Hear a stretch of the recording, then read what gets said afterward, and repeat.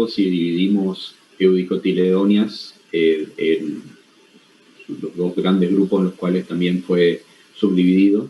Tenemos angiospermas basales y monolidas por un lado, y después monocotyledonias, eudicotyledonias y coeudicotyledonias. ¿Ok? Vamos a centrar en los primeros dos grupos. Primero, tratando de evaluar con qué caracteres fueron separados de eudicotyledonias y monocotyledonias para ser clasificados aparte. Algo escucharon en la teoría de esta característica que tienen en la tabla, cuáles les parecen que son las más importantes. A ver.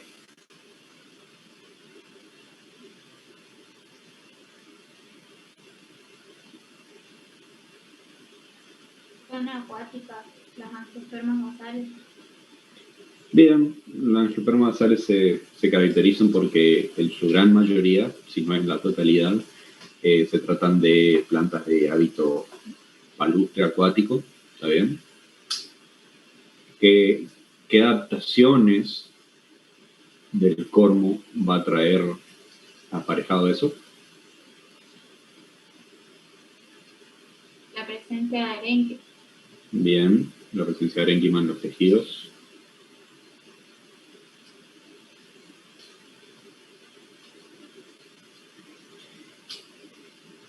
¿Qué más pueden nombrar?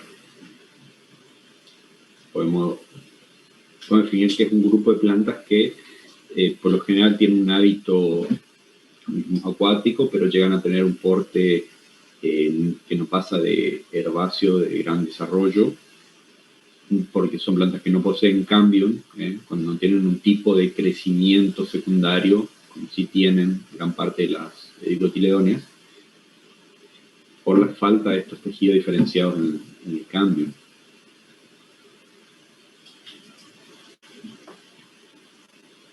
¿Qué más?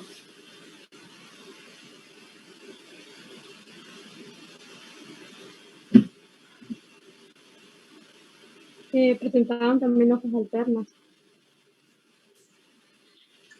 Sí, la disposición de las hojas no es quizás el carácter más relevante. En estos dos grandes grupos, una de las características evolutivas que vamos a ver más presente se trata de la dialicarpelía. A ver, ¿alguien me quiere definir qué significaba que las piezas florales sean dialicarpelares? Muchas gracias.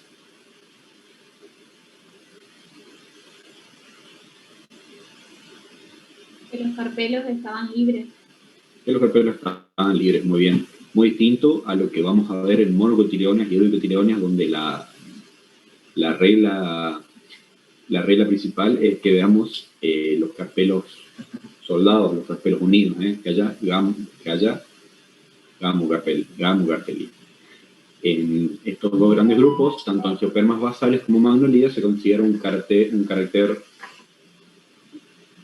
vamos a decir, más primitivo, menos evolucionado, que las piezas florales en su mayoría no presentan grados de unión entre ellas, ya sean los carpelos, los pétalos. Tengan ese detalle muy en mente cuando hablen de angiospermas basales y magnolidas. Bueno, dijimos por un lado, en las angiospermas basales se caracterizaban en primera medida por su tipo de hábito acuático, presencia de arenquima en los tejidos, vamos a nombrar la dialicarpelía, y vamos a tener también características que diferencian a estas dos familias, tanto Nymphaea como Cabombacea.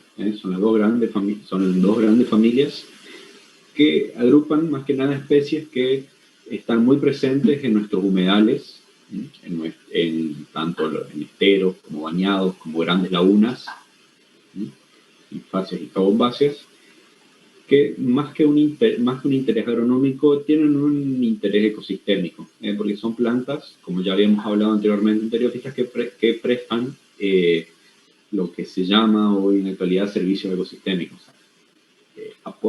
Aportan a la diversidad de los ecosistemas y por lo tanto mantienen el equilibrio de las poblaciones que se hallan ahí. ¿Vale? O sea, ya habrán visto algo de estos conceptos en ecología, de que donde falta alguna de estas especies en un ecosistema, ahí ocurre un desequilibrio por el cual algunas especies van a primar por encima de otras, y esas especies que se encontraban, cuya población se encontraba regulada por la presencia o no de estas especies, pueden llegar a presentar o no determinados problemas en los ambientes en los cuales estén ausentes, ¿ok? Bueno, ¿qué me pueden decir que hayan escuchado la teoría, que hayan apuntado ustedes, si hicieron un repaso para el trabajo práctico? ¿Cómo les parece que vamos a diferenciar estas dos familias, ninfáceas de cabombáceas? Cuéntenme.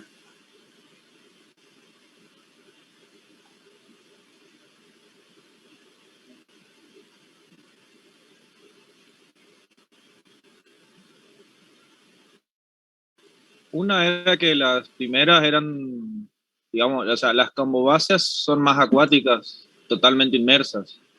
Eso es algo que recuerdo, a diferencia de las ninfáceas. Bien, está bien si hablamos de cabombáceas, de que en su mayoría son plantas que están totalmente inmersas bajo el agua. Está bien. No es por ahí la característica morfológica con la cual separemos estas dos familias. Puedes usar esa característica que dijiste para hablar de la familia, está bien, pero morfológicamente para diferenciarlas, ¿con qué nos vamos a referenciar? Cabombáceas tienen dimorfismo, las hojas.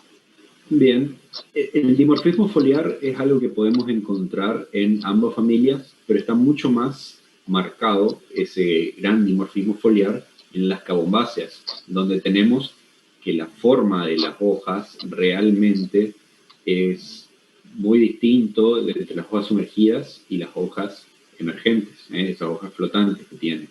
En cambio, en ninfáceas, por ahí ese dimorfismo está más dado por el tamaño y no tanto por la forma de las hojas. También hay dimorfismo foliar en ninfáceas, pero no es tan marcado como lo es en cabombáceas. Así que ese es, por un lado, el dimorfismo foliar en las hojas. ¿Y qué más? Que en ninfáceas tenemos numerosas piezas florales. Bien, bien. Esa es la característica más importante. Y en la otra familia tenemos flores trímeras o tetrámeras, ¿puede ser? Está perfecto. Por un lado, en cabombáceas tenemos un número definido de piezas florales, ¿no? Tenemos un número par o impar, pero es numerable, es contable, ¿no? En cambio, en ninfáceas lo que se caracteriza es que el número de piezas florales es numeroso. Es numeroso, llegan a tener incontables piezas florales, todas dispuestas en una disposición helicoidal, ¿no?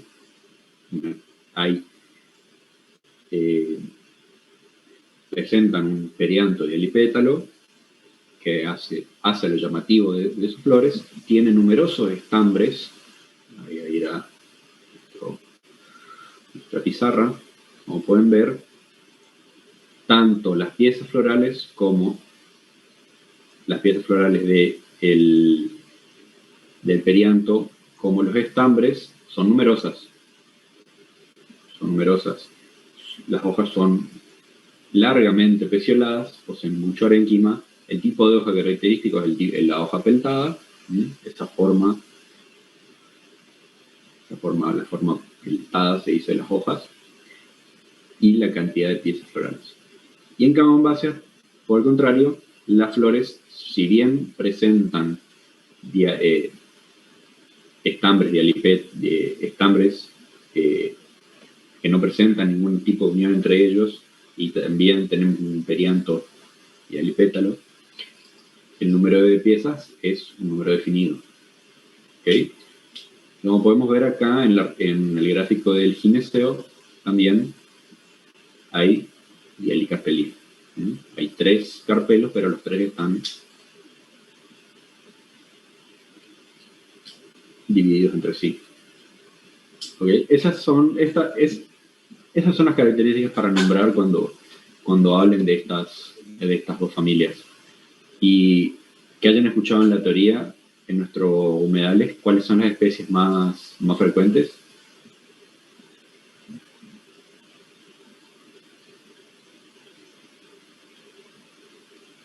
El irupé, ingeniero, que se encuentra en el Liberado, había dicho el ingeniero. Bien. ¿Puede ser o no? Bien, el irupé, nombre científico. Victoria cruciana. Victoria está bien, es una de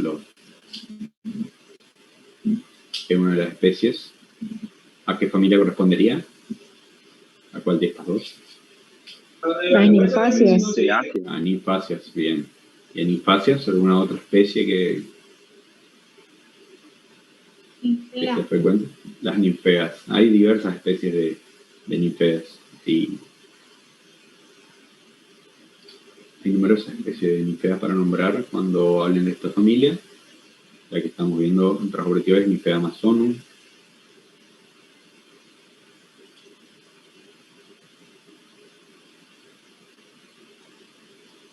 Y de cabombáceas, más que nada, no hay tantos ejemplos para nombrar en cabombáceas. Pero bueno, queda más o menos definido con qué caracteres nos vamos a referir a estas 2 familias. Así que ahora vamos a hablar un poco de magnolídeas. Con respecto a las angiospermas basales, ¿qué grandes diferencias vamos a tener en magnolídeas?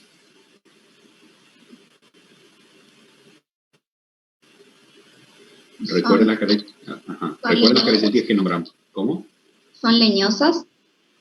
Bien, ¿por qué tienen leños? ¿Por qué? Porque tienen cambio. Bien.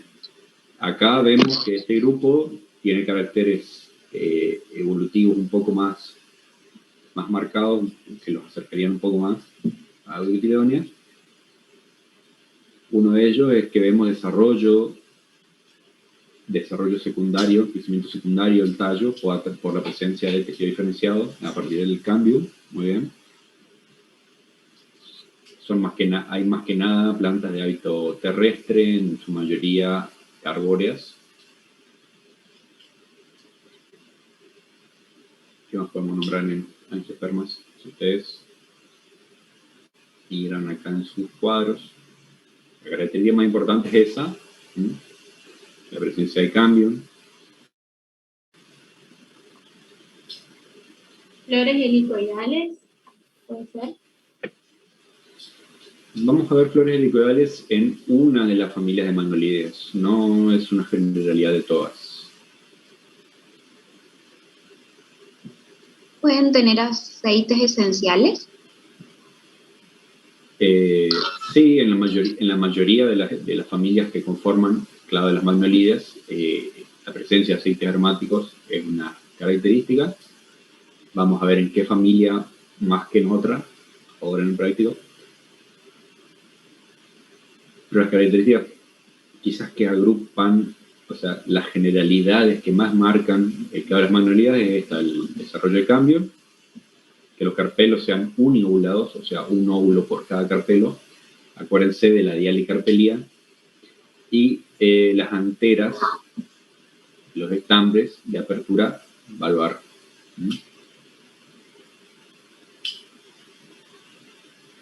Son las características más notorias magnolídeas. Tenemos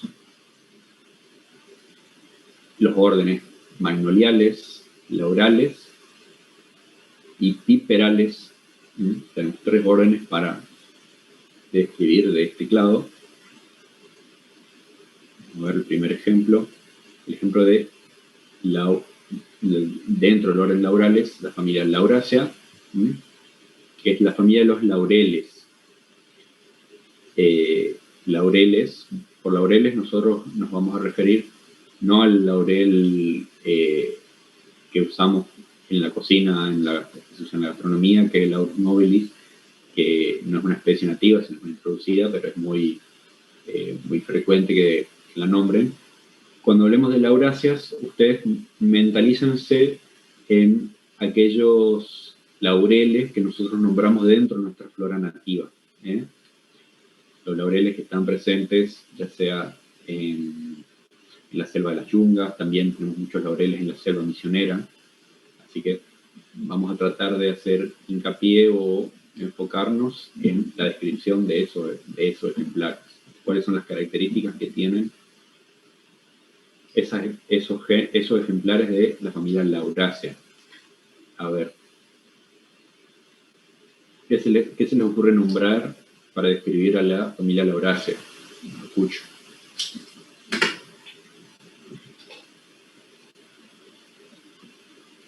Tienen flores poco vistosas. Muy bien, flores de un tamaño reducido, no muy notorias. Es una característica de Lauráceas, no tiene piezas de gran tamaño. Fíjense acá en el gráfico, las flores, apenas el diámetro de estas flores apenas superan los 5 centímetros. Es realmente una flor pequeña.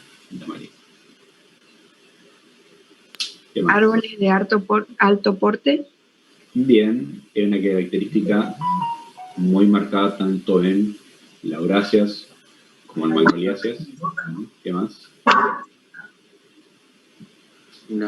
Un fruto tipo baya. Bien, el tipo de fruto es baya.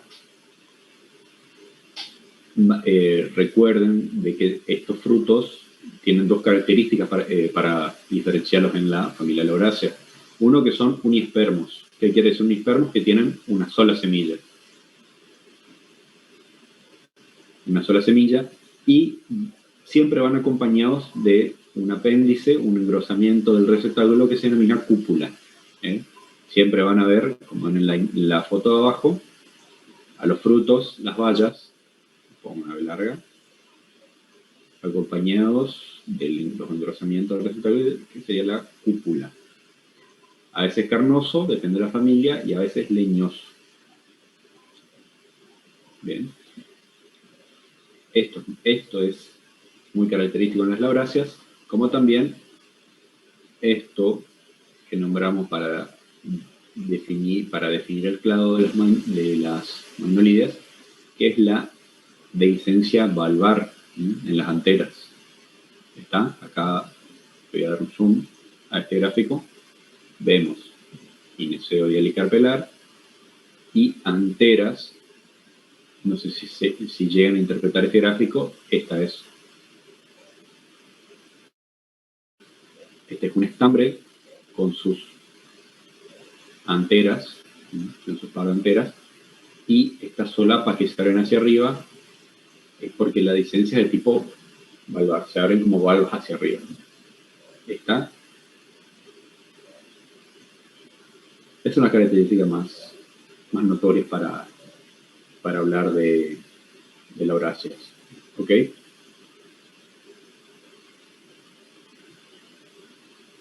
¿Se le ocurre nombrar ejemplares para citar esta familia? ¿Escucharon de teoría? ¿Anotaron cuáles son las especies que conforman nuestro ambiente? Hola, ¿se me escucha? Sí, me escucho. ¿Antes me escuchó? No, recién te escucho. Está rebelde el micrófono este. A ver, ahí.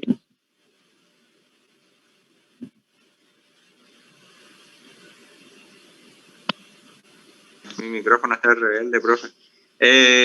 Le consulté si me podría explicar lo de la valla de vuelta, lo que indicó ahí con B y C.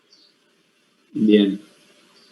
Le voy a pedir a alguno de tus compañeros que te lo explique por mí. así yo veo si esto quedó claro o hace falta que lo repita. A ver, alguien que se ofrezca a explicarle a Rosso.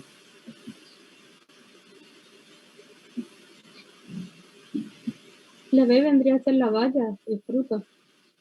Y la C la cúpula. Bien, eso es lo que yo marqué con flechas, pero ¿a qué me refería cuando describen los frutos típicos de Lauraceas? ¿Qué me nombran? ¿Cómo es el fruto? ¿Qué características tiene? Y cómo viene acompañado. Y que el fruto era unisperma, o sea que tendría una sola semilla. Bien. ¿Qué más? Por la cúpula. Claro, Acompañado de la como cúpula. vienen acompañados por un engrosamiento del receptáculo que sería la llamada cúpula. ¿Y cómo podía ser esa cúpula? Carnosa o leñosa. Podía ser carnosa o también leñosa. Bien. ¿Quedó más o menos claro, Rosso? Clarito como el agua. Clarito. Cuando escriban Lauraceas es importante nombrar esto: flores poco vistosas, tipo de fruto baya, unispermo, porque tiene una sola semilla, viene acompañado con una inversión de receptáculo, se denomina cúpula, puede ser carnosa, puede ser leñosa, gineceo de y carpelar, estambres de licencia valuar, y con eso ya queda descrita la familia Lauraceas. Ahí aporto algo más. Había comentado que sus resinas son aromáticas, entonces no es una, digamos, las especies son aserrables debido a que su madera no tiende a ser atacada por los insectos por este tema de las resinas. Está bien, pero más que las resinas, ¿qué dijimos que está muy presente en estas familias? No tienen canales resiníferos, tienen otra característica. ¿Alguien que la nombre? Parecido a canales resiníferos, está en el mismo capítulo de si se van a morfología.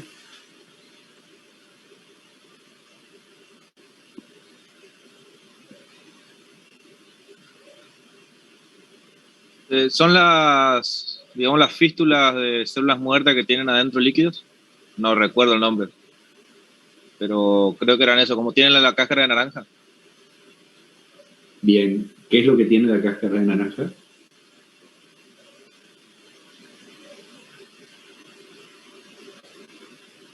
¿Qué es lo que le da el aroma a estas plantas? Aceite. Bien, Sí. bien.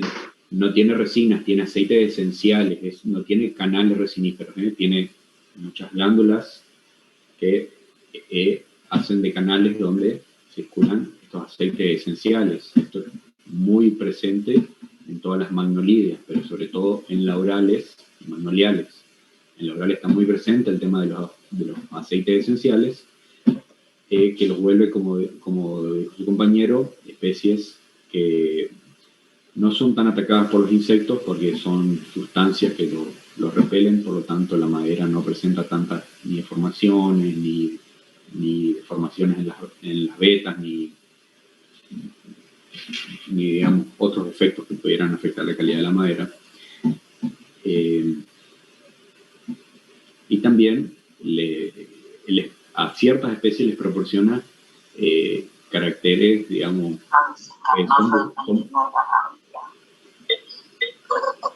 a ver, no sé quién tiene el micrófono encendido, si puede. Sí, yo prefiero que tengan los micrófonos apagados y que los enciendan cuando me van a hacer una pregunta.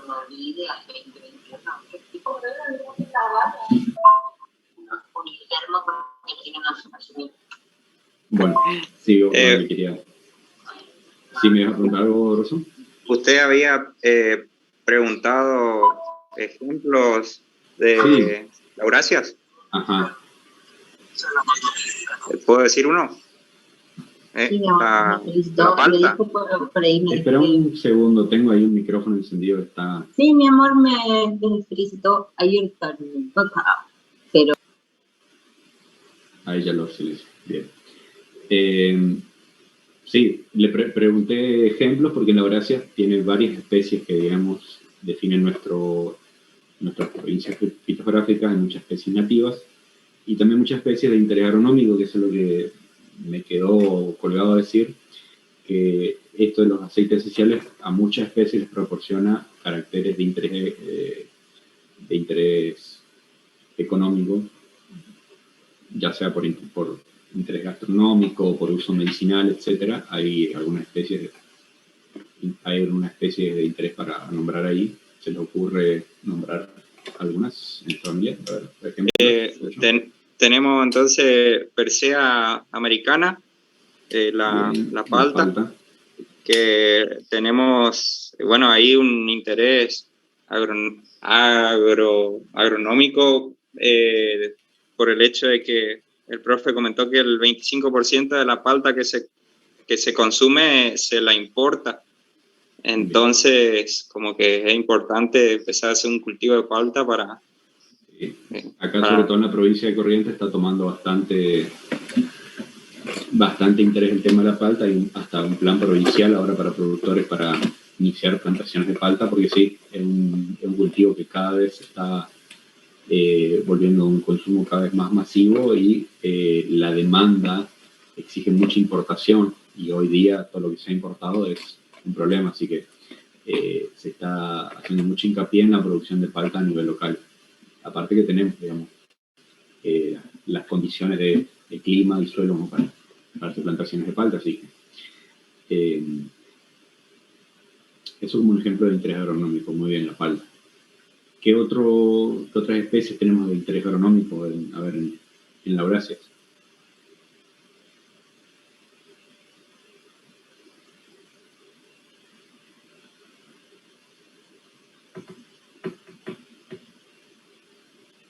Por el tema de Yo no sé, profe, el nombre científico. Nectandra angustifolia, ¿puede ser? Sí, Nectandra angustifolia, el laurel amarillo, es una especie muy presente en nuestra selva, en la selva misionera, por ejemplo. También está en la selva de las yungas. Pero no es una especie de interés agronómico. Es más, hasta está prohibida su tala, así que por interés agronómico está justamente... ¿La canela puede ser? Bien, ahí hay un ejemplo de interés agronómico que hace referencia a los aceites esenciales, la canela, el Cinnamomum camphora.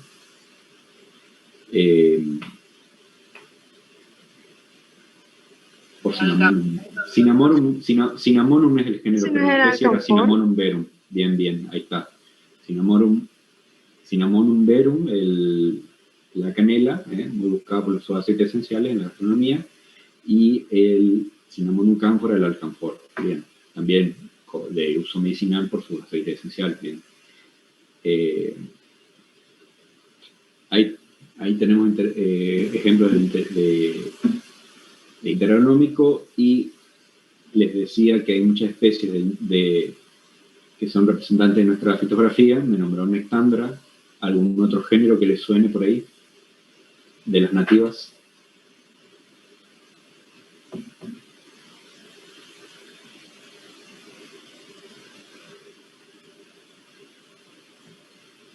Nectandra megapotámica, ¿puede ser? Bien, Nectandra megapotámica, también presente en las selvas misioneras. Tenemos otros laureles también que son muy, muy llamativos, están muy presentes en las selvas misioneras, por ejemplo, Ocotea porfiria, Ocotea cutifolia, los distintos laureles que uno puede encontrar en las selvas. Bien. Con eso tenemos más o menos nombrado, digamos, las características y los ejemplos con los cuales hablaríamos, ¿no?, de la Eurasia.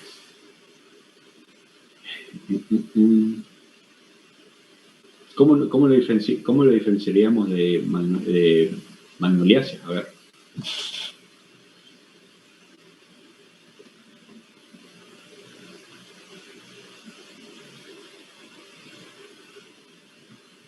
¿Alguno que le suene? Por la flor. Bien, en la Laurasia dijimos flores poco vistosas, que también tienen un número de piezas florales definido, y en Magnoliaceae tenemos, así como diferenciamos ninfácea de caumbáceas, en una familia teníamos piezas definidas, en la otra teníamos piezas florales indefinidas, piezas florales numerosas. En Magnoliaceae por lo general tenemos también del Carpelia, Helipetalía, y lo más llamativo de las flores es la disposición helicoidal de sus piezas, verticilada helicoidal, que posee numerosas cantidades tanto de pétalos como de estambres. Entonces, por ahí cuando definen estas familias tienen que acordarse de esas diferencias. También hay mucha presencia de aceites esenciales, pero el rasgo más diferencial de estas dos familias es el mismo que nombramos para ninfácea y caumbáceas. Tenemos por un lado piezas florales indefinidas, flores muy vistosas, y por el otro flores poco vistosas y piezas de un número definido. ¿Ok? Con esto tendríamos para diferenciar estas dos familias. Y nos quedan los representantes del orden Piperales. Ya tenemos las familias Aristolochiaceae y Piperaceae. En Aristolochiaceae, ¿qué características teníamos muy marcadas, muy llamativas, morfológicas, como para describir la familia? A ver, escucho. Son flores unitarias. ¿Cómo? Que son flores, ¿cómo se llama? Solitarias. Flores solitarias. ¿Qué más? Que son volubles, plantas volubles. Plantas, por lo general, de hábito trepador, herbáceas de hábito trepador, muchas de estas especies, por lo cual poseen adaptaciones que le permiten trepar o postrarse por otros individuos. ¿La estructura de la flor, ingeniero? Bien, ¿cómo la definirías? ¿Qué? Y más o menos por lo de teoría es como un tubo que los insectos entran y polinizan ahí haciendo. Decía que se alborotaban porque entraban y querían salir y ahí terminaban polinizando las plantas. Pero tienen un tubo, digamos, y los estambres y el hogar está abajo. Esta familia dentro de las magnolideas, que dijimos que era un grupo primitivo, por lo cual quedó separado del resto de las dicotiledóneas, tienen algunas características evolutivos que lo hacen más llamativo. Uno es eso, tenemos flores que empiezan a presentar cohesión entre sus piezas. Por ejemplo, entre el gineceo y el androceo tenemos cohesión entre piezas. ¿Y cómo se llamaba esa estructura cuando teníamos cohesión entre androceo y gineceo? ¿Alguno que recuerde morfología? Formando un ginostegio, ¿verdad? Bien. Esta familia posee ginostegio o ginostemio, se puede decir las dos formas. Esta es una característica morfológica muy importante porque durante el cursado solo vamos a ver 3 familias que poseen esa característica. Solo 3 familias, y esta es una de ellas. Entonces, es una característica que donde uno la describe, realmente separa a una familia del resto del grupo. Tenemos, como dijo su compañero, una corola, digamos, pétala de forma tubular. Tenemos cohesión entre el androceo y el gineceo. ¿Cómo sería la posición del ovario en estas flores? Profe, ¿Cómo? Disculpe, por lo que escuché en la teoría, anoté ovario ínfero. Bien. Tengan muy presente de que cuando entremos a hablar de monocotiledóneas y ovicotiledóneas. Un rasgo, una característica que nos ayuda a separar familias de otras siempre es la posición del ovario. Así que para hacer la identificación taxonómica, ahora más tengan muy presente en cada familia preguntarse cómo es la posición del ovario. En este caso, en el caso de Aristoloquiaceae, tenemos un tipo ovario ínfero, que es la característica con la cual la separaríamos de la otra familia en el orden, en Piperáceas, que es de ovario súpero. ¿Está? El tipo de fruto característico en esta familia es el esquizocarpo, es un tipo de cápsula seca de esencia septicida, irregular, forma como si las ven, nosotros cuando hacíamos los viajes de cátedra a Empedrado las solíamos encontrar de estas en el monte, con los frutos abiertos como una canasta con las semillas adentro.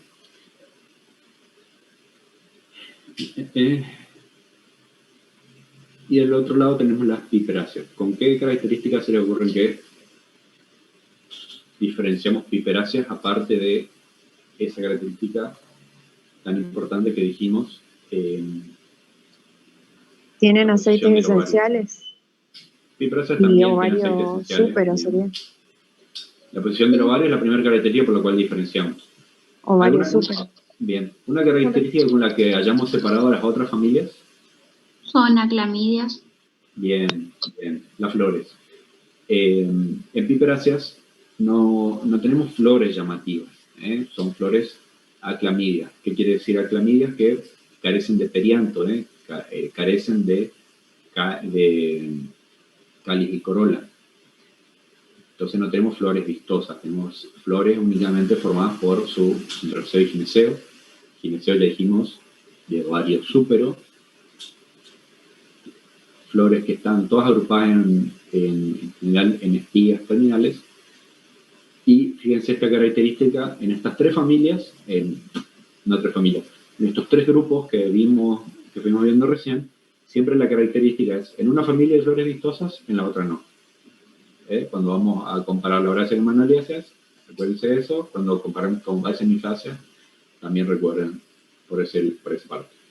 En Aristoloquiaceae tenemos flores muy vistosas, como describimos recién, y en Piperáceae la característica es flores poco vistosas, aclamidias, agrupadas en una inflorescencia, forma espiga.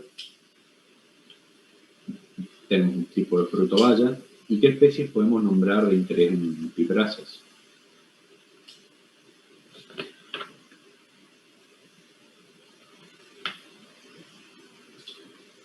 ¿La pimienta era uno, por favor? Muy bien, el género Piper, tenemos Piper nigrum, Piper alba.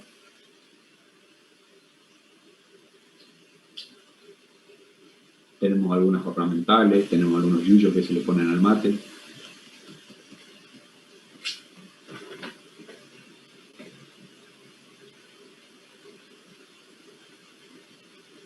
Pero bueno. Está entonces, con la comparación de estas familias, completaríamos la parte de Manolidias y completaríamos el trabajo práctico de hoy. ¿Quedan dudas, chicos? Hasta acá de la parte de teoría, ¿sí? ¿Puede ser que la Aristoloquiaceae tengan utrículo? No me estoy acordando cuál era el utrículo, pero lo anoté, digamos, la teoría. ¿A qué se le llamaría ahí utrículo? Para recordar un poquito. En Aristoloquiaceae. Sí. O si no, se me mezclaron nomás los datos. Sí, me parece que estás confundiendo familia. Puede ser.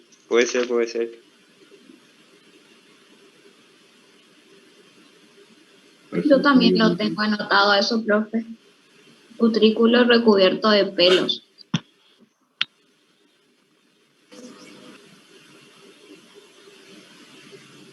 Yo también lo tengo y puse dentro del utrículo se encuentra el ginostegio de la clase de la mañana.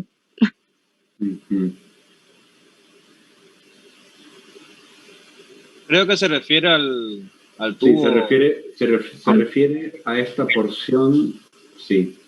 Utrículo hace referencia o es una analogía de otro órgano. O sea, si ustedes buscan en la definición morfológica de utrículo, van a ver que es un tipo de órgano que es una adaptación que pertenece a otro tipo de plantas, pero acá se puede hablar con una analogía de un utrículo por esta cavidad en la flor, ¿sí?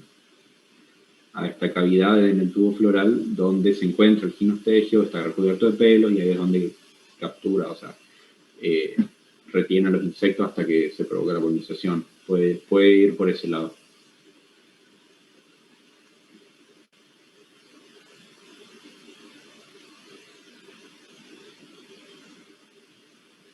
O es a lo que yo relacionaría con un utrículo. Okay.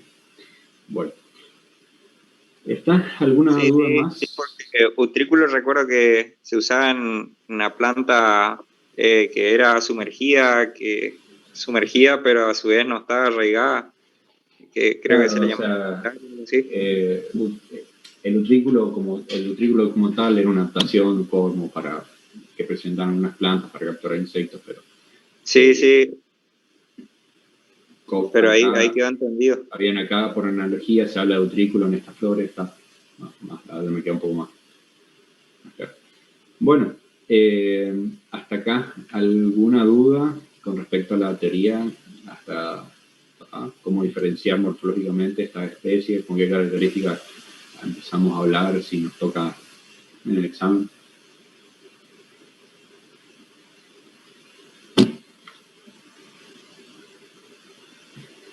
Bueno, si no hay más dudas, hasta acá llegaríamos con la parte teórica, ¿no? Lo que queda de clase vamos a hacer entonces un poco de práctica, identificación con los ejemplares que ustedes hayan recolectado en su herbario y quieran avanzar en la identificación.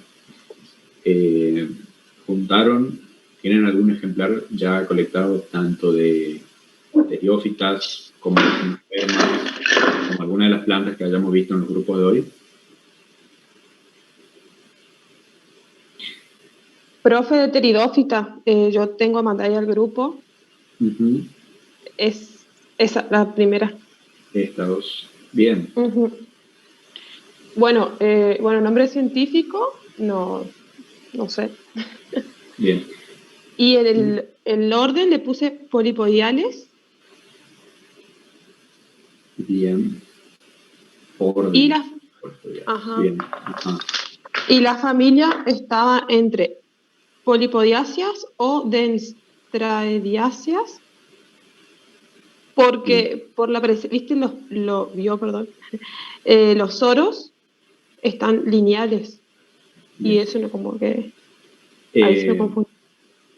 Vamos a hacer un ejercicio entre todos, tomando ejemplo este ejemplar que tiene su compañera, en el cual ustedes van al campo, colectan un ejemplar, tienen por ejemplo este lecho, ya ven por su característica que es una teriófita, no hay flores, ven presencia de soros, o vamos a decir que ven los soros, tendrían que verlo con una lupa, pero vamos a decir que identifican que es una teriófita por sus características, y la quieren identificar.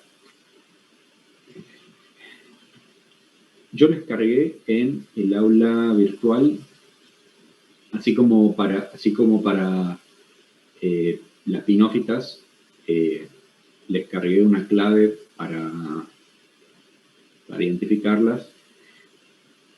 Tengo una clave que las tienen acá cargada en el aula virtual para identificar teriófitas, por lo menos a esta familia. No, a ver, también quiero que me entiendan a mí, yo no soy un experto en teriófitas. Como ignólogo no es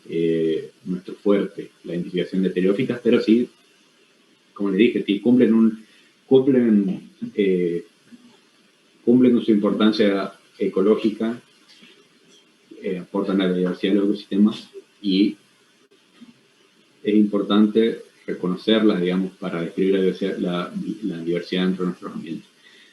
Entonces no es una clave muy específica, pero les va a ayudar a llegar por lo menos a esta familia. El gran problema que tiene es que para este grupo de plantas, por ahí se requiere tener lupa, tener un microscopio para ver los caracteres. Pero vamos a manejarnos por suposición, por las características que son visibles para identificarlas. Entonces, bueno, su compañera tiene un ejemplar de pteriófita y quiere saber a qué familia corresponde. Vamos a ir viendo las opciones, las características y vamos a ir haciendo un repaso también del tema como para que ya les quede para el parcial. Fíjense la opción A y A'. A ver quién las lee. A. Esporangios encerrados en cuerpos fructíferos globulares, esporocarpos. Bien. A'. Esporangios dispuestos en forma diversa, nunca en esporoscarpos, plantas terrestres, a veces de suelos pantanosos. Bien. ¿Identificaste la presencia de esporocarpos en tu ejemplar? Para empezar, ¿se acuerdan a qué llamamos esporocarpos en la clase de pteriófitas?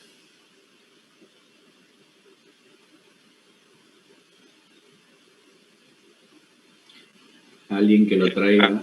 Arilo carnoso que recubría al esporangio. ¿Cómo? No, para mí se me mezclaron las... el esporocarpo, no, ya me di cuenta que dije cualquier cosa. Bueno. Eso estaba en otro tema. Ajá. Alguien que se recuerde o me explique en qué consistían los esporocarpos en pteriófitas. Eran estructuras duras. Claro, eran cuerpos fructíferos, globulares, dijimos, cuerpos ronditos que se encuentran en la base del tallo, a veces perdidos entre las raíces, que son duros, tienen cierta rigidez, donde están agrupados los esporangios. No están libres en el en vez de las hojas, sino están agrupados en esos cuerpos fructíferos, esporocarpos. Hay 3 familias que tienen esporocarpos, 2 de ellas las nombramos en el trabajo práctico, Salvinaceae y Marciliaceae, y también está la familia Isotaceae, o sea, no es de gran relevancia. Entonces, bueno, si el tu ejemplar no identifica la presencia de esporocarpos, damos por descartada la opción A y vamos a A'. A' deriva en D y D'. ¿Quién puede leer? D. Hojas pequeñas, escuamiformes o reducidas a vainas. Esporangios sobre esporófilos dispuestos en los extremos de las ramificaciones del tallo, formando estróbilos o espigas. E. Tallo de ramificación verticilada. No leas E todavía. D'. Claro, lee primero D y D'. Si descartas D', ahí recién vas a E o E', pero... Dale. D'. Hojas grandes, frondes, generalmente partidas o compuestas. Esporangios dispuestos en el envés de las frondes o bien en espigas por atrofia de la lámina. Bien. ¿Con qué opción se quedan? Con la D'. Con la D'. ¿Por qué? Porque, a ver, acá en el ejemplar de su compañera... Por las hojas. Vemos que los esporangios están en el en vez de las hojas. No dispuestos sobre el extremo de una ramificación. Vamos a hacer un repaso. Como vimos, por ejemplo, en amiáceas, como vimos, por ejemplo, en Osmundaceae, el ejemplo que nombré, tienen los esporangios agrupados sobre una espiga terminal, no en el en vez de las hojas, lo tiene diferenciado en la planta. O también Ophiolacea, también un ejemplo como tal, en el cual hay una hoja diferenciada en la cual están agrupados los esporangios. Ok, entonces descartamos D y nos vamos con D'. D',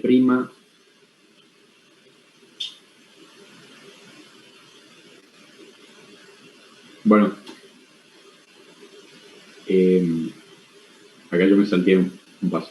Me puse a hablar de la distribución del esporangio. Ahí cuando el punto D hablaba del tipo de hojas. No es un tipo de hoja pequeña, es un tipo de hoja grande. D' deriva en F y F', que F y F' es donde hace referencia a lo que dije recién. Fíjense, esporangio dispuesto sobre pinas reducidas, mermógrafo, un pío, panoja. Bueno, eso aplica para mundáceas, floráceas y amiáceas. Descartamos opciones y nos vamos a F'. ¿Qué dice F'? Esporangio dispuesto sobre el en vez de la fronde, cubierto no por un inducio o un repliegue del margen. Esa es la opción. Claro, lo que yo no alcanzo a ver es si verdaderamente hay un repliegue sobre el margen. O sea, se ven bien los soros, pero no sé si hay un repliegue. Por eso estoy entre dos opciones. Claro. Tendrías que ver bien, o sea, tendrías que ver con mucho detalle en la lámina de tus hojas si hay o no ese repliegue. Por ahí en algunas hojas se vea más que en otras. Pero, fíjate, F' dice esporangio dispuesto sobre el en vez de las frondes, para empezar. Entonces vamos por ahí. Sí. Derivan I e I'. Y dice soros no cubiertos por un inducio ni por un repliegue del margen. Y de I' dice soros cubiertos por un inducio o por el margen revoluto de la lámina. Bien. En tu caso no ves ni el repliegue del margen, porque eso sería visible, sí. Ni tampoco tenemos una lupa o un microscopio para ver si hay o no un inducio cubriendo los soros. Así que vamos a recurrir a la imaginación y vamos a dar por hecho de que no hay soros. Ajá. Entonces nos quedamos con la opción I. La opción I, ¿a qué opciones te lleva? La I. No sé, profe. A J. Fíjate, todo lo que está por debajo de I. Cuando vos descartaste I', tenés que leer las opciones que le siguen ahí. Ajá. La opción que es. Entonces te queda J y J'. J, soros circulares uniseriados en hileras paralelas a la nervadura media, fronda entera o simple pinnada. Bien, entonces vos me dijiste entre tus opciones que podía ser polipodiacia, ¿no? Sí, ya descartada entonces. ¿Por qué? Porque no sé si son soros circulares.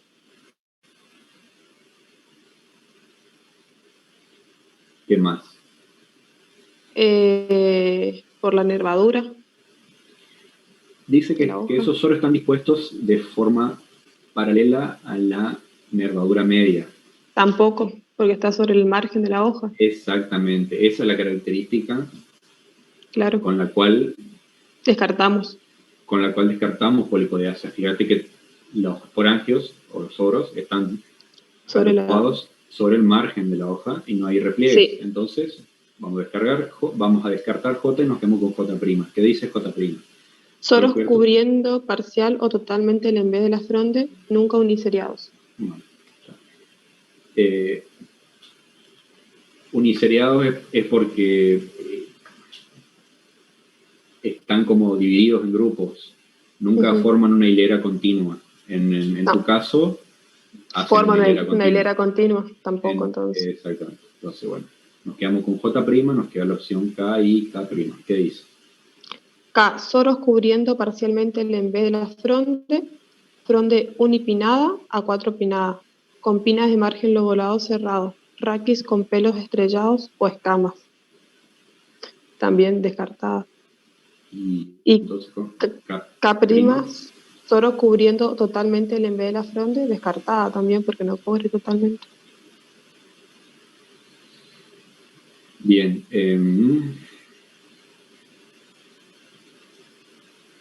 Sí, ¿Tendríamos acá... que ir a la opción, con la opción I' entonces? No. Que tiene el margen... No. Como que tiene el Acá margen por ahí, reducido.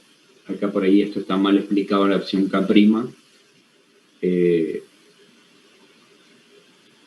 No sé por qué dice, solo cubriendo totalmente el envés de la fronde. O sea, no cubren totalmente toda la porción de la lámina que corresponde al envés, sino solo debería decir cubriendo totalmente el margen. Acá falta una palabra. Solo cubriendo totalmente el margen del envés de la fronde. Y ahí te da 2 opciones. Acá. Después vamos a corregir en la clave. Pero vamos a decir que descartamos. ¿Por qué descartamos K? Por el fronde. Unipinada, Dice, sí. unipinada, con pina de margen lobado cerrado. No es el caso de tu... Ajá. En el caso de tu ejemplar, no es teridácea. Entonces nos queda M y M'. ¿Qué dice? M. Frondes enteras, dimorfas, frondes estériles ovado-lanceoladas, las fértiles linear-lanceoladas, mayores y con pecíolos más largos. Y M', frondes compuestas bipinadas, ¿será? Vininadas, no sé. Bipinada también. Ajá, bipinadas. Hay un error de tipeo. Bueno, entonces nos quedamos con la... ¿Qué otra opción? Mirando tu fronde. Y la M'. M', porque es bipinado. Entonces nos quedamos... Entonces llegamos hasta teridácea.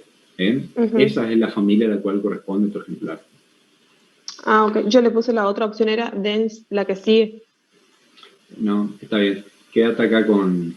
Bueno. Quédate acá con la opción teridácea. Y ahora les voy a mostrar yo cómo ingreso a la base de datos de especies que hay en Argentina, que es la del Instituto Darwinian. Te buscan Darwinian, Flora del Cono Sur, Instituto de Botánica Darwinian. Bien. Darwinian es un instituto de botánica del CONICET, en el cual está la base de datos de especies que conforman los ejemplares que hay en todo el continente. Entonces, ustedes acá en este apartado pueden poner buscar. Les aparece un buscador de especies, por familia, por género, por especie. Vamos a poner por familia. Teridaceae. Le vamos a buscar. Y nos van a aparecer un listado con todos los géneros que conforman la familia Teridaceae, no del mundo, solo de los que están presentes en nuestra flora. Esta base de datos les sirve a ustedes para sacarse la duda, por ejemplo, si una especie es nativa o no. Cuando ustedes llegan a la identificación de especie y quieren decir, bueno, pero esta es nativa, sí o no, es el nombre correcto, cómo es su distribución. Entonces, viene esta base de datos. Fíjense los géneros que conforman la familia Teridaceae. Tenemos Agrosticum, Adiantopsis, Adiantum,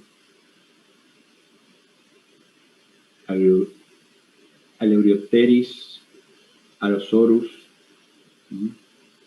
numerosos. Para tu ejemplar, pero con lo que podías llegar a encontrar, fíjate, género Pteris, especie Pteris vittata, ¿ok? Fíjate que dice acá... ¿Ese sería el nombre científico, profe? Exactamente, fíjate acá sobre la columna derecha te dice si el nombre científico es el aceptado o es un sinónimo. Ahora le explico por qué es sinónimo.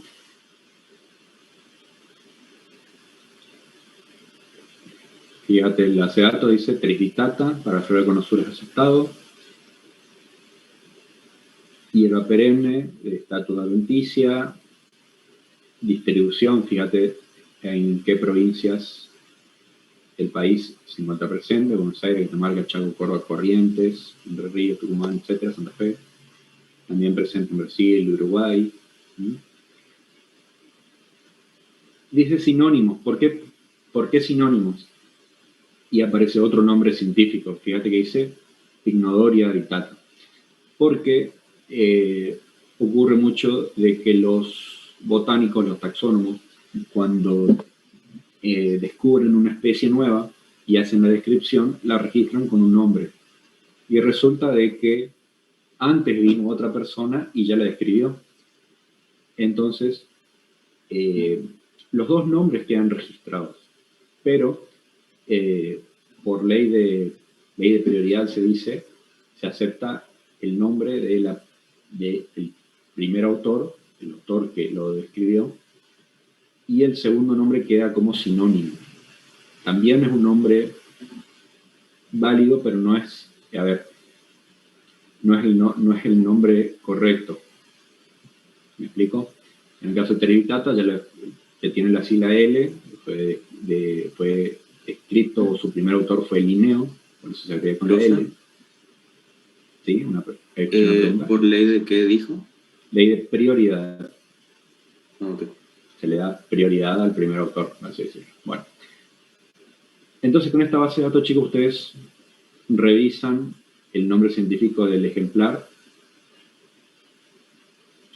y van a ver ejemplares en los cuales tienen una serie de imágenes abajo, son por lo general láminas, que pueden usar para verificar o no si es correcta su identificación. Acá, por ejemplo, con esta lámina, pueden ver las características y hacer comparación con su ejemplar y decir, identifique más o menos bien. Fíjense, Pteris vittata. ¿Estamos de acuerdo en que es esta especie? Sí, profe. Está creciendo como la encontramos habitualmente.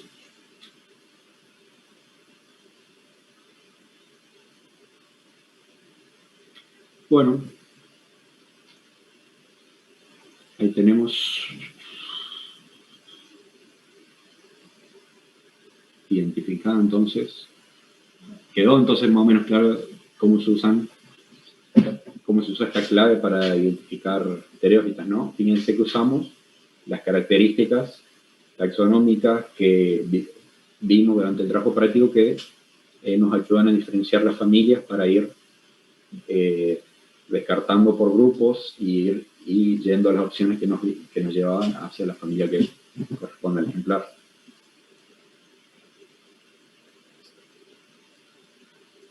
Bien. Y este otro ejemplar, llegaste a una... No, profe, no busqué, la verdad.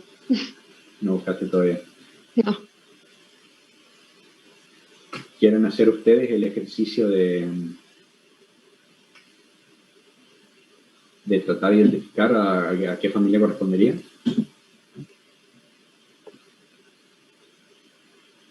Vamos a hacer, sí.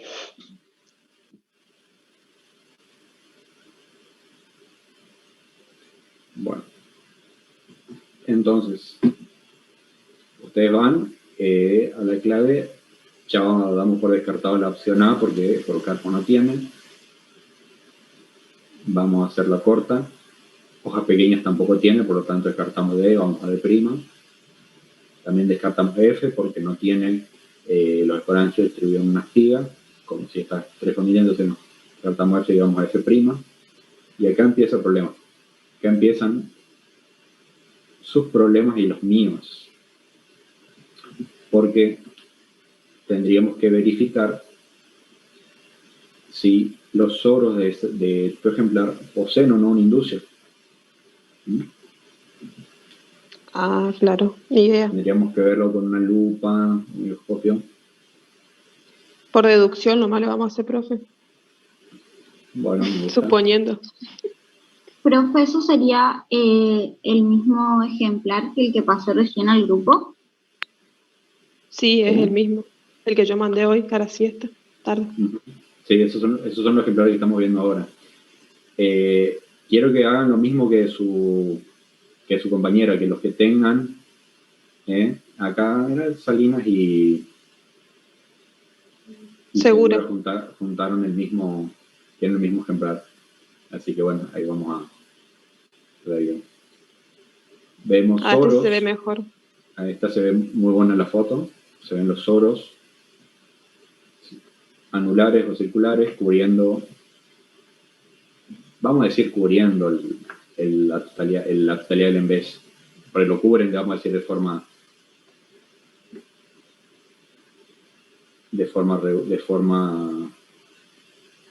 uniforme el embés del fronde. Con esa característica, si nosotros aceptáramos la hipótesis de que los soros están cubiertos por un inducio, ¿a qué familia nos llevaría?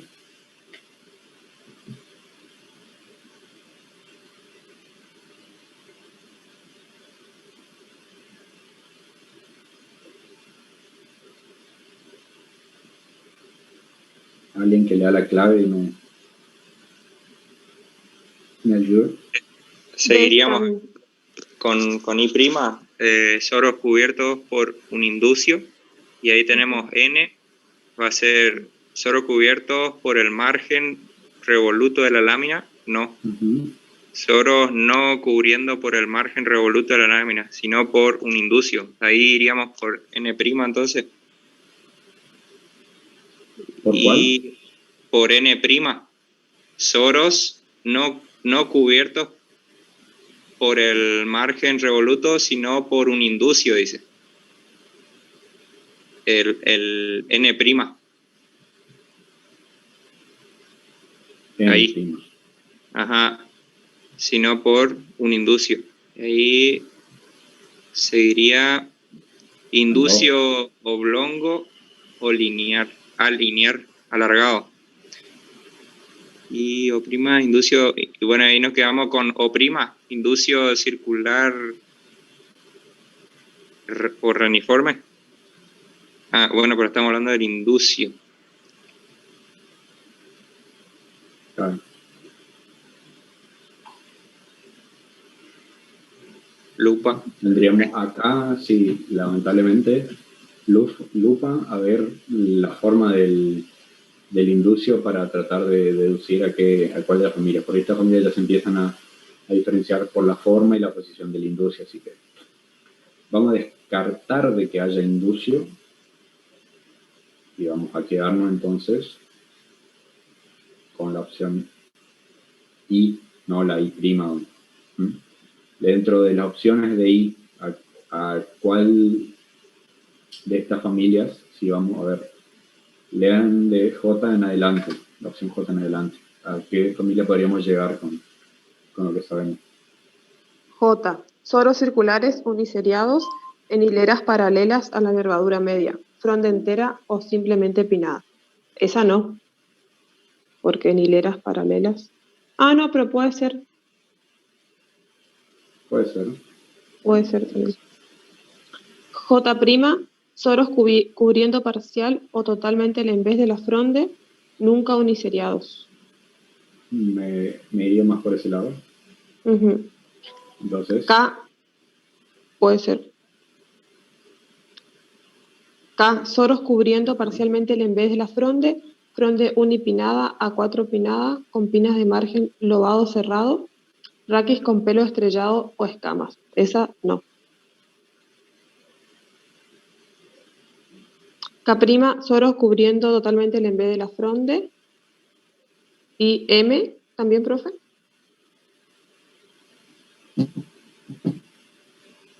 Frondes enteras, dimorfas, frondes estériles ovado-lanceoladas, las fértiles linear-lanceoladas mayores y con peciolo más largo.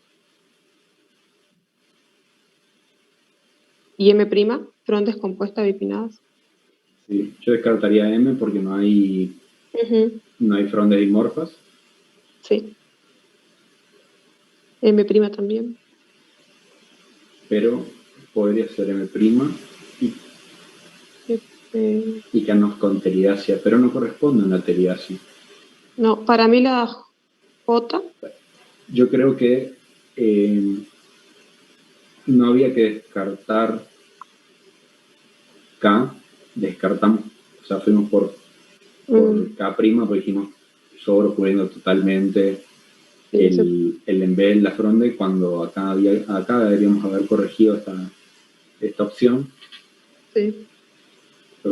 Faltaba digamos, describir en qué posición del fronde, pero no es totalmente el del fronde, es totalmente el margen del fronde.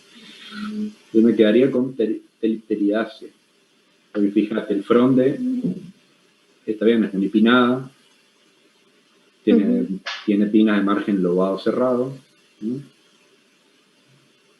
Lo que no se podría ver es si el raquis tiene pelos estrellados o escamas. Tiene cierta pelosidad. Y los márgenes no están, si bien son lobados, no están bien tan marcados, pero podría ser una opción. Entonces nos podríamos quedar con el teridacio. Bien. El teridacio. Esto en el caso, como dijimos, de que hayamos identificado de que el ejemplar, mirándolo con lupa, no tenga inducio, no tenga los soros cubiertos por un inducio. En el caso de que sí, nos quedamos con, dijimos, N', inducio oblongo linear lanceolado o circular reniforme. Vamos a suponer de que el inducio era circular o reniforme, porque para que tenga forma linear o alargado, la forma de los soros tendría que acompañar a la forma del inducio. Entonces vamos a suponer de que el inducio es circular y nos quedamos con O'. Y ahí, ¿con qué opción nos quedaríamos? Con la, como dijimos, con la suposición de que hay inducio y este tiene forma circular porque los soros están agrupados en una forma circular.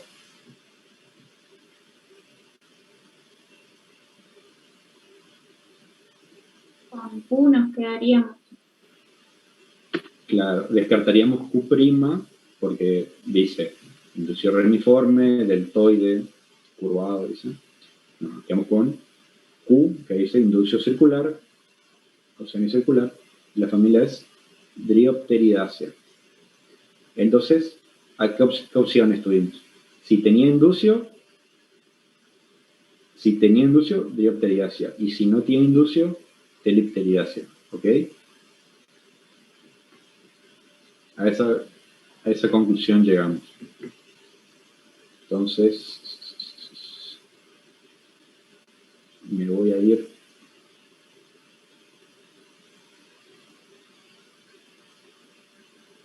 al Darwinian y voy a buscar en teridáceas, por ejemplo, las Dryopteridaceae.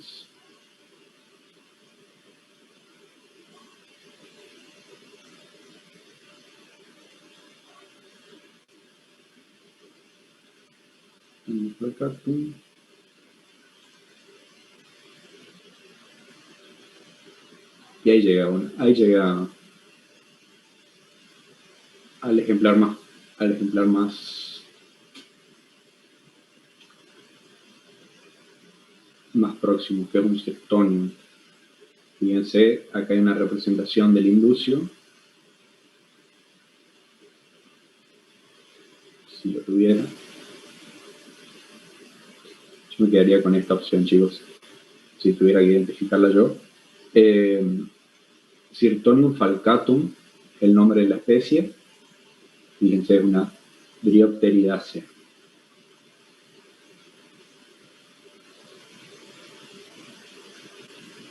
Voy a copiar. ¿Ese sería el nombre científico, profe?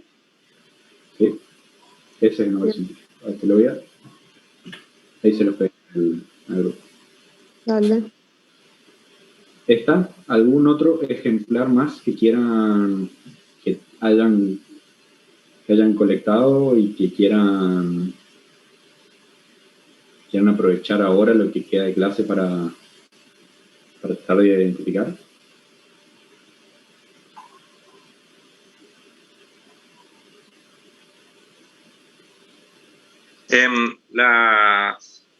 Esta planta reviviscente que está que se la suele ver por las tipas, le saco una foto y paso ahí en el grupo. Bueno.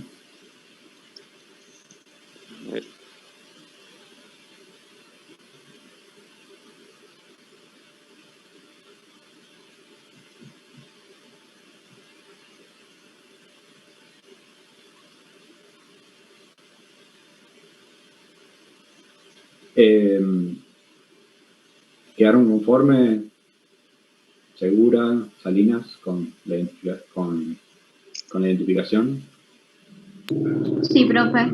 O sea, Sí, profe, re bien. Bien. Después pueden mirar en sus cuadros las características de dónde estaba.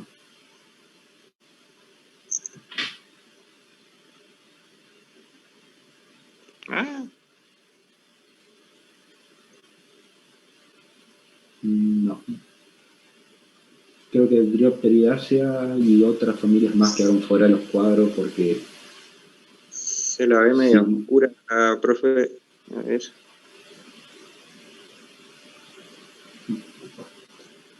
A ver.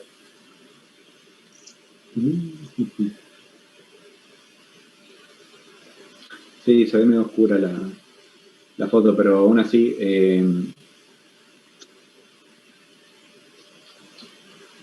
Sí, sale muy oscura. Aún así, vos llegás a identificar dónde están los soros, cuál es la distribución de los soros en este lecho.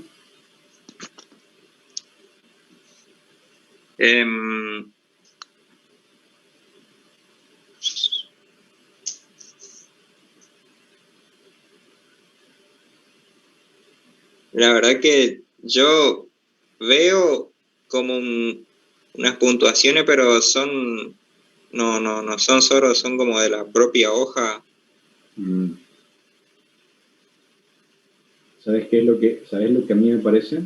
Este lechito, ya lo había visto antes, es una polipodiácea,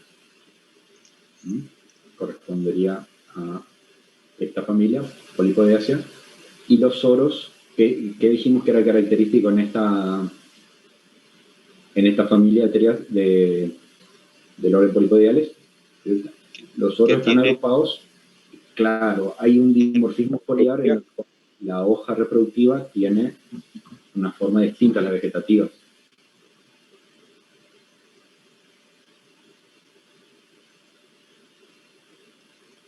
Aún así,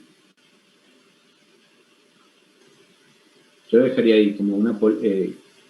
ya lo había visto antes, la hoja reproductiva tiene una forma de lámina distinta a estas. Entonces, no la recolectaste justo en el momento en el cual está en un estadio reproductivo. Vamos a decir que la juntaste muy juvenil todavía.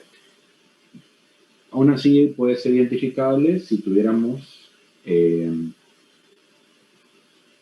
la clave que corresponde. Yo no la tengo acá ahora, en la cátedra tengo una clave para identificar epífitas, con la cual podríamos tratar de aproximarnos a qué especie es, pero te la debo para la tengo que sacarla ahí, tengo que sacar la clave, escanearla, así como hice con las otras, editarla, modificarla, dependiendo de la especie que puedan estar o no presente, y bueno. Vamos a dejar el ejemplar para la clase viene, a ver si lo podemos identificar con la clave que corresponde. Dale, perfecto, perfecto. ¿Alguno más que haya juntado algún ejemplar que quiera que veamos en esta clase?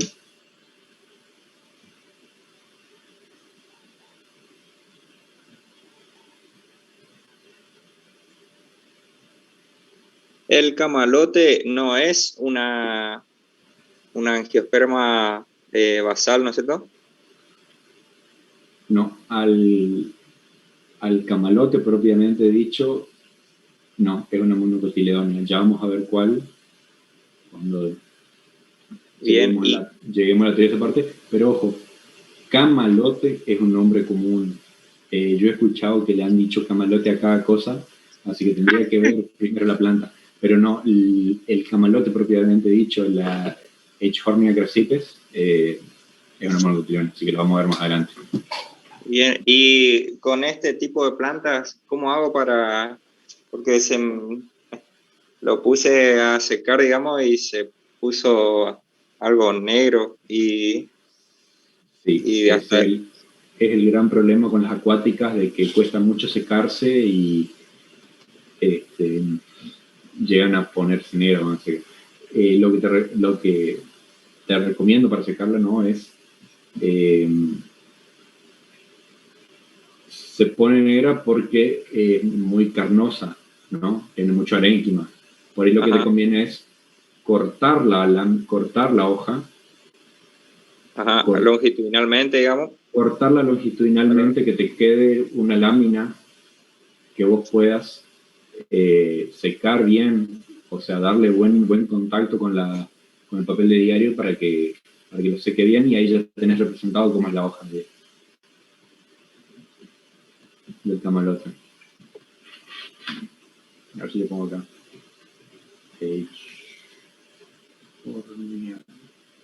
Gracias. Pero pues después yo tengo otra pregunta. Vean, este es el famoso camalote propiamente dicho, o también conocido como aguapey. Tiene el problema de que las hojas tienen mucho arénquima. Pero si la cortás, lógicamente se deja la porción de lámina superior, y esta parte, la parte que tiene, la parte carnosa, la parte volúmina que tiene mucha arénquima, la cortás longitudinalmente, que te quede solo la cara de adelante, y eso pones entre el papel de diario y capaz logres secarla bien. Bien, perfecto. La verdad que esto no es camalote, entonces. Camalote es el que quedó en mi vasito con agua. Estamos. ¿Cómo? Bueno, no, que camalote... no, capaz no sea esta la especie que vos tenés, pero a mí me sirve para que ustedes vean, ¿no? Lo que es el tema de los nombres vulgares. Ese su compañero me dijo camalote y yo pensé en una especie totalmente distinta. En cambio, si habláramos el nombre científico, ahí no le erramos, porque especies, el nombre científico es uno solo para cada especie, entonces no habría estas confusiones. Con los nombres vulgares, cuando nos referimos a las plantas por su nombre vulgar, ocurre en gran parte esto, porque, a ver, por ejemplo,